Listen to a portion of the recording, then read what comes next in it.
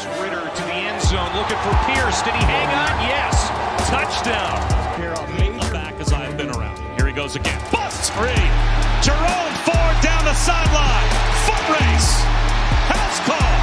Touchdown. 79 yards. Big one in the Peach Bowl. This is a big one too. And it's going to go all the way to the house on the first play from scrimmage.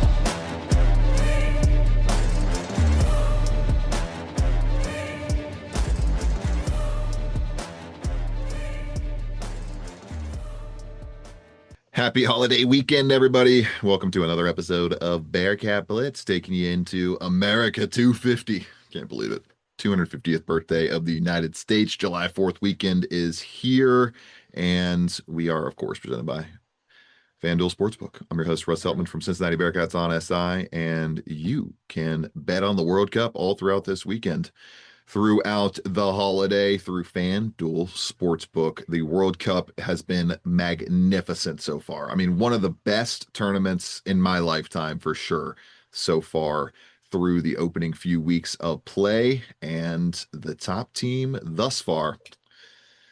Au revoir, my Frenches, my Frenchmen. Plus 180, the team that I firmly believe will win the entire thing, and firmly the favorite right now at plus 180 overall on the FanDuel Sportsbook to win the 2026 World Cup and do it for the second time in the past 3 World Cups. It'll be their third straight final appearance, I'm pretty sure, if they're able to get to the last game in a couple weeks. Argentina right behind them at plus 400, and Spain at plus 750, followed by England. They narrowly avoided disaster earlier this week. We're down 1-0 to Congo until the 75th minute when the hero, Harry Kane, dropped in and scored 2 goals in the final 15 minutes to move England on to the round of 16. Those are your only 4 teams with odds shorter than 11-1. US down to 25-1 to win the World Cup after their knockout stage win over Bosnia and Herzegovina.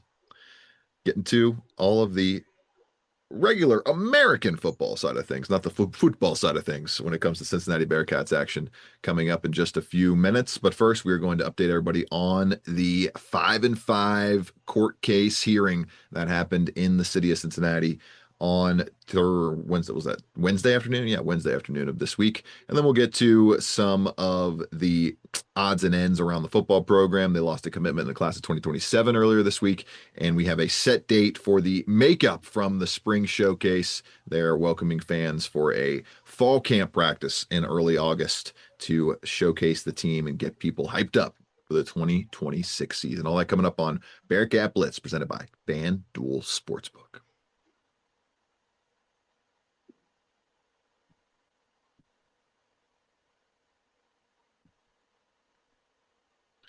Neil Meyer from the frontofficenews.com joining me now as we highlight the kind of latest, Neil, on the 5-for-5 ruling. Now, we had MJ Collins testify yesterday officially in the court case here in the state of Ohio. You had Jared Calhoun, UC head coach, testify yesterday. Xavier head coach Richard Pitino testified yesterday and actually revealed the overall budget for his 2026-27 Xavier Musketeers roster.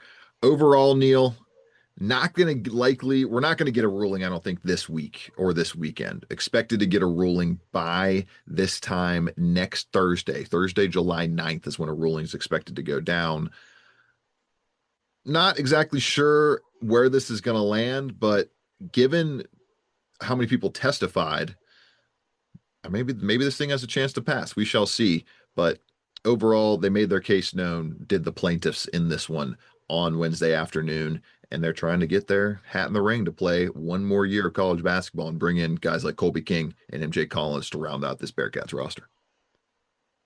Yeah, Russ, and the biggest thing to take away from this temporary restraining order hearing yesterday was the fact that MJ Collins made a very good point from his testimony, and how he kind of mentioned how the NCAA did not really clarify what classes would be affected by this 5-for-5 ruling when it was introduced a few seasons ago. So it seems like that was kind of the lead argument from MJ Collins there, was hey, they mentioned this a few years back, which it's been discussed for quite some time now, but now that it's grandfathered into this thing, he's making a valid point to say, hey, nobody knew the class of 2022 would be in this position where we could fight for an extra year, but we knew it would be a possibility, but they didn't tell us what classes would be kind of imposed into that new 5-for-5 rule. So he's made a valid point, but also, like you mentioned, Russ, Jared Calhoun testified on stand, Xavier head coach Richard Pitino, and Xavier big man Philip Borovitsian came out and took the stand as well to testify, which on Xavier's half, Russ, I don't think it was the smartest idea for them to kind of say, hey, we have a $14 million NIL roster for this upcoming season with Borovitsian making $330K roughly last year. I don't think that was a smart thing for them to say, because now it's like, okay, they're going to look at this like, oh, yeah, money's just a factor and we might pay this kid a little bit more. But Jared Calhoun made the smart comment and said, hey, when asked about it under oath, his general attorney stepped in and said he will have no comment on that, which was a smart decision, because in the end, making those comments could kind of make an impact on how this thing could go, especially if Cincinnati is to give MJ Collins per se $1 million. It could come back and haunt Cincinnati in this case, especially in the courts and all that. They could just look at it a lot of different ways. I mean, we saw it with the Brendan Sorsby case. Money will talk, essentially, but you throw out the argument, hey, we have a $21 million NIL roster right now, and we just pennied up $1 million from another donor that no one knows about for this guy who might not be eligible, but we're trying to get him eligible. Could look a little bit of different ways, but it sounds like there's a legit shot where MJ Collins, Colby King might be able to get their fifth year here grandfathered into this 5-for-5 rule with the expected decision by next Wednesday, which, Russ, for you and I, we don't like because of the timeline of the Big 12 media days. We're going to have a lot of football content next week, but hopefully that decision comes before UC takes a stand in Frisco, Texas on Wednesday. Yeah, a lot of good reporting done by Yan Lee of Cincinnati Enquirer down at the Hamilton County Courthouse yesterday. And just interesting, Neil, that Xavier didn't have a representative to hold Mr. Pitino back from revealing their roster figure, but UC did have an AG, Attorney General, there to hold back Jared Calhoun from answering that request. All very, very interesting. Like the fact that Xavier's budget has gone up, what, almost 3x. They had a $5.5 million reported roster last year, and it's gone up to 15 million. Where'd all that money come from in 1 year? Like, where's all this coming from? I don't understand how this is remotely sustainable. I mean, that Xavier team was horrendous last year, and they got a 3x boost in payroll. Like, what? Okay.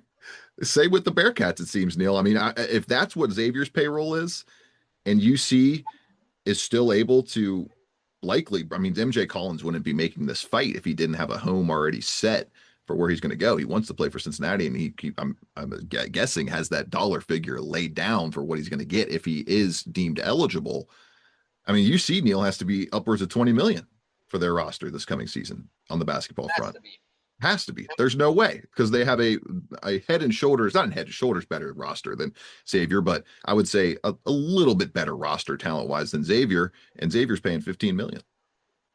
Yeah, and then you factor into the rev share for the Big 12. That's a huge factor as well. I mean, the Big East has a nice rev share contract as well, but it's not the Big 12, right? The Big East is a good basketball conference, don't get me wrong, but the Big 12 is arguably the best basketball conference, and we've seen it in recent years, and they got that fat rev share coming in, right? So when you look back, they definitely got a certain amount of allotment laid out for MJ Collins. But if you're looking at this right now in a Xavier team that finished bottom 4 in the Big East last year, maybe bottom 6, and then you look and say, what did this roster do to earn a 3 times boost in NIL?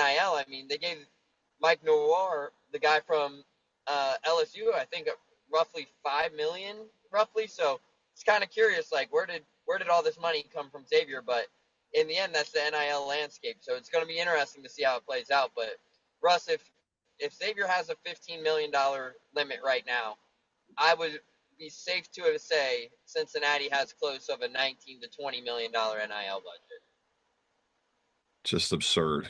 I guess all these people, like these millionaires, these top 1%ers, they just get more and more rich with their stock portfolios every day, and they don't know what to do with that money. Just throwing it at the hoops teams, throwing it at the college sports, and in large part lighting it on fire because there's even less chance of winning an overall top title in college sports for your particular said favorite team than would be if you were to buy one of the 1 in 32 NFL teams. There's 120 plus, 130 plus FBS teams, 100 or 250 plus college basketball teams. So a lot harder to make that dollar work towards championship levels, but you need every dollar in the coffers because it's an arms race, as we can see from that on the stands admission from Richard Pitino. Very, very interesting that budget has tripled over the past year for Pitino at Xavier.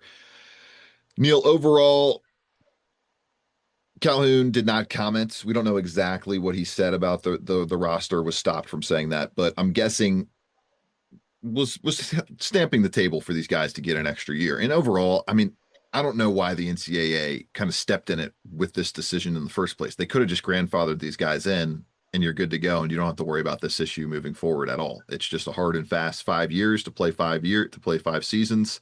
And now it's another court case that I think they're going to lose, Neil. I think the NCAA is going to lose this court case and the guys are going to be able to play, but we'll see what happens by this time next Thursday. What's your prediction?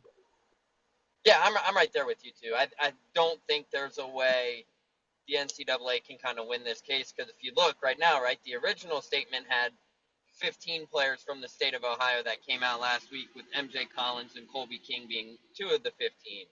Now you have a new lawsuit. And yesterday you have some new names come out and take the stand. Eric Mahaffey from Akron, brother of Cincinnati guard Evan Mahaffey, hit the stand and was also one to testify for that 5-for-5 rule. So that was an interesting thing. But sounds like, Russ, there is more and more people, more and more college athletes or athletes coming out here and saying, hey, this could be a legit factor, and if so, I want in on it. Let me get this extra year. Let's get grandfathered in. Not only for that, but some of these guys majority of these guys probably would have had to been looking at a professional career overseas, which isn't much money compared to what they could be making in an NIL package. So, respectfully so, you pay a little bit in court fees and you go out here and you get an NIL package. I mean, it's something a lot of other people would be doing in that situation as well. So it's going to be interesting over the next week or so. Taking a quick break here on Bearcat Blitz, then we'll get to some of the kind of football news and notes to touch on before the holiday weekend hits home. All that coming up on Bearcat Blitz, presented by FanDuel Sportsbook, where you can bet on the U.S. men's national team to move on to the quarterfinals on Monday night, taking on Belgium in Seattle, Washington. -118 favorites are the U.S. men up against the Belgians, and a team in Belgium that knocked the U.S. out of their last real knockout opportunity in the World Cup in 2014. Everybody remembers the Chris Wondolowski just choke job in stoppage time. They lost in extra time. Just a brutal a chance for revenge, and shorthanded to do it. U.S. will not have their top scorer in Flo Balogun because of his red card in the win over Bosnia and Herzegovina. -118 on the FanDuel Sportsbook. Head there today to bet on the Americans to move on to the quarterfinals for, I believe that would tie their furthest kind of reached point in a World Cup in the history of the program if they're able to get to the quarterfinals with a win over Belgium. FanDuel Sportsbook, your place to bet on the FIFA World Cup this summer. Neil Meyer, Russ Eltman coming back at it with some football news and notes after this break.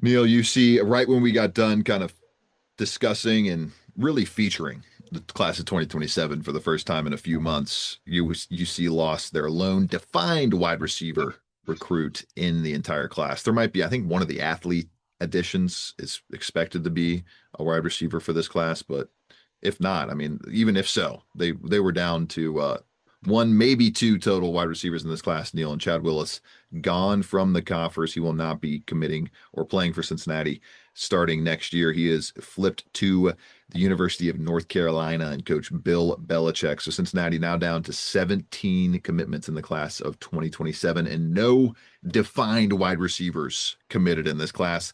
But I mentioned in my article, Neil, I mean, who's the last homegrown wide receiver to hit 500 yards in the season for Cincinnati?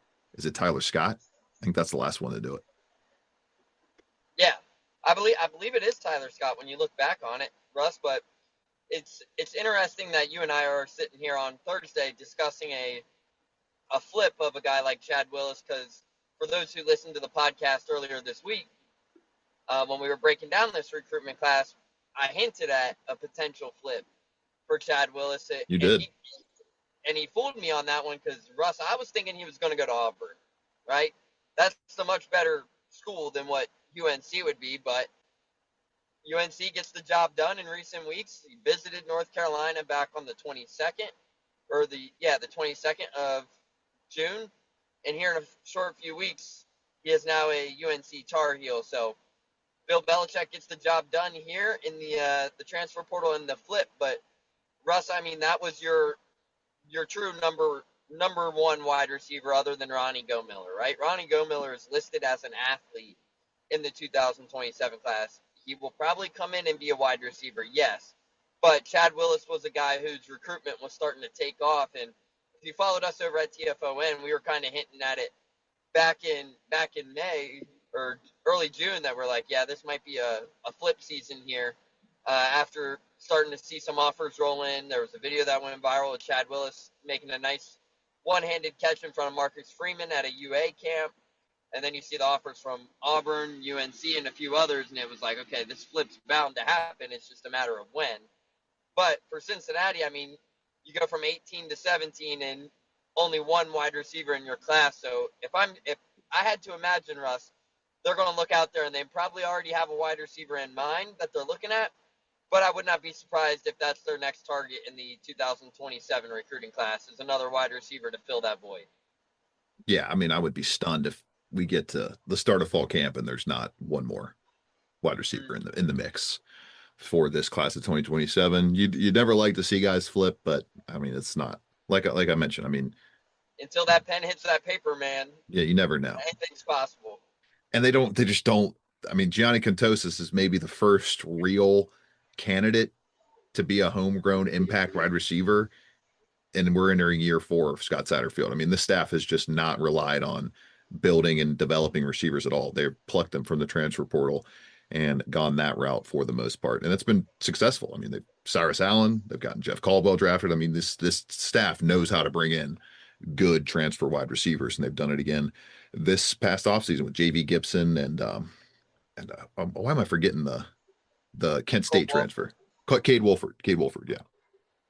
Fan event, Neil, set for August 8th as we wrap things up here on the holiday weekend edition of Bearcat Blitz. Pancake with us at open practice on August 8th. They're leaning into the strength of the team being the offensive line and all the pancakes they're going to lay down on the field this coming season. It's a free pancake breakfast for fans beginning at 9 a.m. on the Sheekley lawn before the Bearcats hold an open practice at Nippert Stadium at 10 a.m. on August 8th. Their first opportunity for fans to see the Bearcats in action and reconnect with the program ahead of the 2026 season. There's going to be some family activities on the lawn ahead of the practice. Good stuff, Neil. I'm glad they lived up to their word. They said that they were going to reschedule some kind of fan event, given the spring showcase got rained out amidst a very rainy 2026, first half of 2026 so far, and lived up to their word, to say the least. Yeah, and it's a great time, too, that it's at Nippert Stadium instead of Camp Higher Ground. Now, I'm sure we'll see some family members and whatnot out at Camp Higher Ground like we usually do, but Russ, for me, I like the fact that they're adding the pancake breakfast in. I really enjoyed the the pancake commercial little skit they did with Evan Tengestal, Joe Cotton, and Taryn Tayo. I thought that was pretty cool because, Russ, let's be honest, those three guys have been serving nothing but pancakes for the last few years. So, sure, you're going to see at least 10-plus pancakes being served in the 2026 season. Nick Cardwell probably wants about close to 15 to 20 pancakes served. But overall, I mean, they're utilizing the strength and they're promoting the strength of this team. And that's the offensive line and arguably one of the best offensive lines in the country.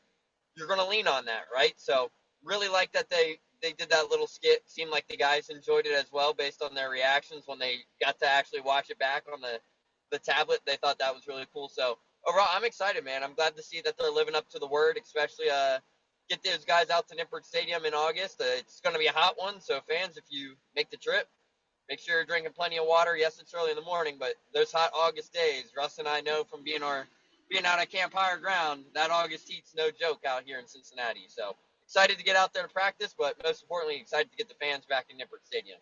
Yeah, hopefully for the fans, it's not as hot as it's been in the final week of June, first week of July here in the tri-state area. It's been an absolute blazer, to say the least, and hopefully getting some relief from that in the next few days, and hopefully some relief for your ears while listening to us on the Bearcat Blitz podcast feed. Thank you all, everybody, for supporting us throughout the first half of 2026. Have a great holiday weekend. Have a great July 4th. Happy America 250. And for Neil Meyer, I'm Russ Heltman. We'll be back talking all things Big 12 football media days next week right here on Bearcat Blitz, presented by FanDuel Sportsbook. Have a wonderful weekend, everybody. 6, Ritter to the end zone, looking for Pierce. Did he hang on? Yes.